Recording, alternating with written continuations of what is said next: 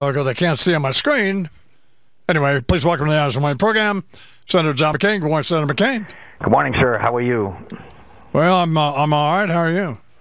Fine, thanks. My daughter Megan has a book out, and she's doing fine. And we don't always agree, but I'm certainly proud of her. What's her book? It's a new book that she is a guy who's a liberal.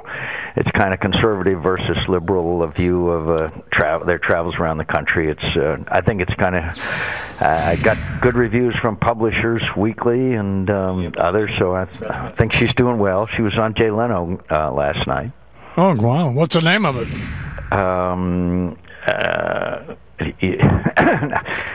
I can't say it on television. You go ahead. Don't you know the name of it? Do you know the name of it? Yes. What is it, Bernie? Do you know? It's called America, You Sexy Bitch. That's right. Oh, I see. Yeah. Well, what a wacky... Obviously, I don't choose my daughter's book titles. Well, that seems fine to me. So, actually, it's a very clever book, and America, You Sexy Bitch, and it's a clever book, and I'm proud of the work she's doing. I like your daughter, so. And so, what's going on with these national security leaks?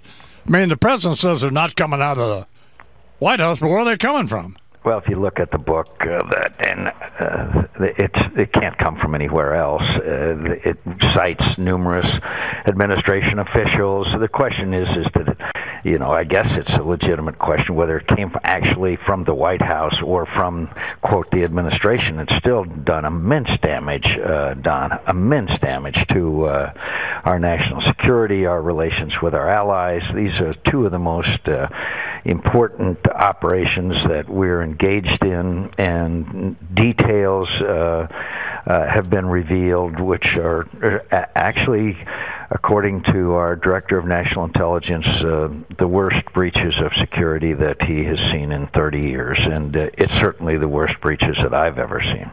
Well, was it the Defense Secretary who had words with the National Security Advisor? Or? Yeah, he went over to the White House because of these revelations that were made about the successful elimination of Osama bin Laden. He went over to our National Security Advisor, Mr. Donilon, and said, I've got a new strategic communication strategy for you. And Donilon said, what is it? And he said, shut the F up. That's a good time. Our Secretary of Defense. A title for your daughter's next book. Shut the F up. Ah, that's right. But when the president tells us these things, and he knows there are people out there like you and others who know better, and there are people in the media who also know better. Well, what does he think is going to happen? I don't know, but when he spoke at his press conference, he seemed much more concerned about the fact that people, including me, were alleging that this could have come from the White House. It clearly came from the administration. Then he was concerned about the impact of the leaks. It's remarkable. You would think that if the leaks of this magnitude, that would be the president's concern. It doesn't seem to be. But the most important thing is that we need a special counsel, somebody who is not beholden to Mr. Holder, who, has a huge credibility problem up here on the Hill, and we need a special counsel that could be appointed. And the kind of interesting thing is that both then Senator Biden and Senator Obama called for a special counsel in the case of the Valerie Plame case. I'm sure you remember that. Yeah. They called for it then, but now they reject the idea. And by the way, I've never heard of an investigation led by two people. That's what Holder has done, is appointed two people, and one of them being a campaign contributor to President Obama. But it's just really, this whole thing is really kind of saddening because one of our greatest challenges is the Iranian continued progress toward developing nuclear weapons. This was, as you know, a virus. Yeah. Stuxnet that was dramatically impeding their progress in that direction, and now all the details are out about it, And of course, the president's portrayed as a guy with the kill list, decides who dies and who doesn't in the drone issue. So it's this whole thing is probably arguably as bad as anything as far as national security is concerned as we've ever seen. Of course, I guess there are calls on the part of some people to try to get the New York Times, among others, but the Times to reveal their sources, right? Yeah, but as you know, that never happens. Yeah. That never happens. What they need to do is have a thorough investigation by a special counsel with the kind of authority to conduct that investigation. That's the only way if it's going to happen.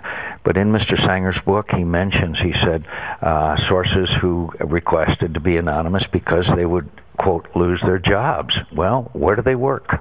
Well, on top of this Fast and Furious investigation and these hearings, which been going on forever, and now this, would you call for the Attorney General, as others have done, to resign?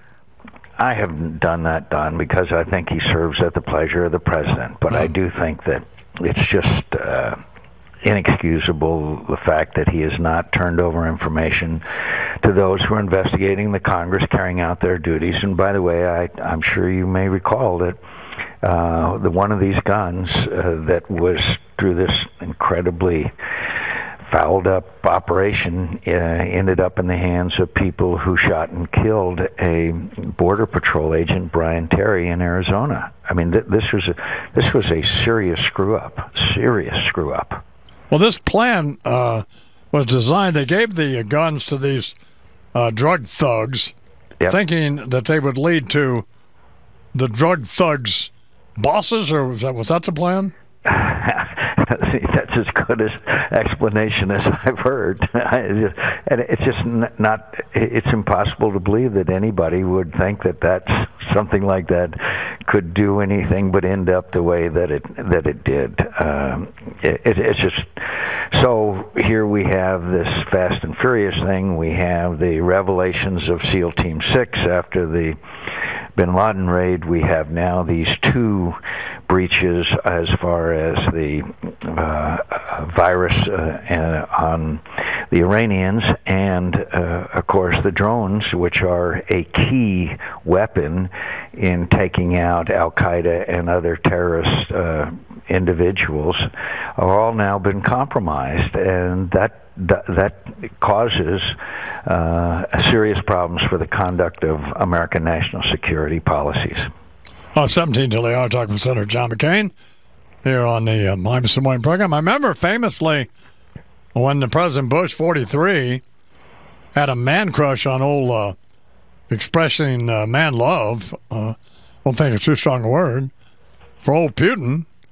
But it turns out now Russia's sending these attack helicopters to Syria. What's going on there? It's just it's so shameful, our behavior in response to that. People are being massacred every day. Children are being killed. Women are being raped and tortured. And all we do is express outrage. The administration is running out of adverbs and adjectives, and we are doing nothing to help these people. It's an unfair fight. We should be giving weapons to the resistance. We should be establishing sanctuary. We should be saying, along with our allies, the Turks and others, they're waiting for American leadership. There is no American leadership. You know, here we have massacres of people. Did you hear the President of the United States say one word about that at his press conference? While massacres are taking place, this also, if Bashar Assad left, it would be the greatest blow to the Iranians that they've had in 25 years.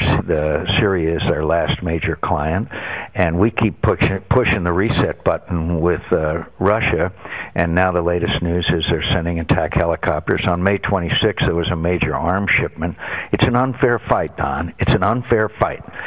He's got tanks and artillery, and these people have got courage and some small light arms. We should be helping them achieve the goals that we have articulated as being the goal for a United States of America and people all over the earth. It is outrageous.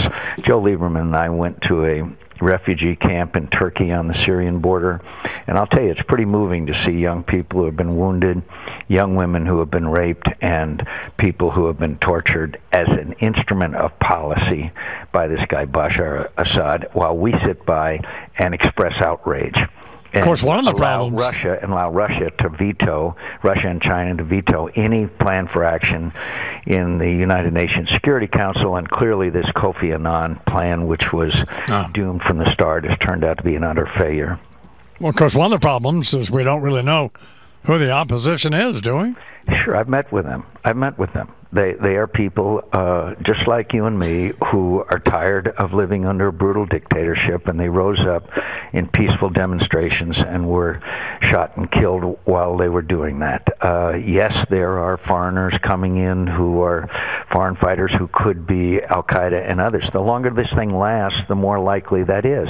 But fundamentally, they are just people who are sick and tired of this brutal dictatorship. And I have met some of the leaders, both military and civilian, and they are people who are just like you and me. And yeah, but look what happened with the Egyptians. Now it's worse. Well, no, I don't think Egypt is worse, for one thing, but look, Libya is going to have an election on July 7th. The Tunisians had an election, an elected government. Look, after the Berlin Wall fell, it took 10 or 12 years before those countries really started moving forward towards the process of democracy, depending on which one it was. It's not easy, but to get rid of dictators like Gaddafi and Ben Ali and this guy Assad, people's futures and lives are going to be a lot better in the long run. Is there danger of Muslim Brotherhood? Yes, there is. But at least the Egyptians are having an election. And by the way, their fundamental problem is their economy, and we should be trying to help out there. But I grow so tired of we don't know who they are. Well, I know who Bashar Assad is. No. I sure as hell know who he is. He's murdering and torturing people at an incredible rate and will do anything to stay in power. And the Russians are helping him do that. And the Chinese are sustaining the veto, are vetoing also any action in the UN Security Council. Basically what we're saying is that we won't do anything until Russia stops vetoing resolutions to help these people in the UN Security Council. And the United States of America is sitting by and watching this happen while we continue to express outrage. Oh, it's nice to have you on the program, Senator. So I'm sorry. I'm sorry I'm so emotional about this, but it's quite an experience to see these people and what they are being subjected to. Sorry about your daughter's filthy book, but thank you. It's not filthy. I'm very proud of her. It's right up our alley, unfortunately, but whatever. All right, Senator. Thanks, Senator John McCain. Here on the I'm Smiling program, 12 minutes down to the hour.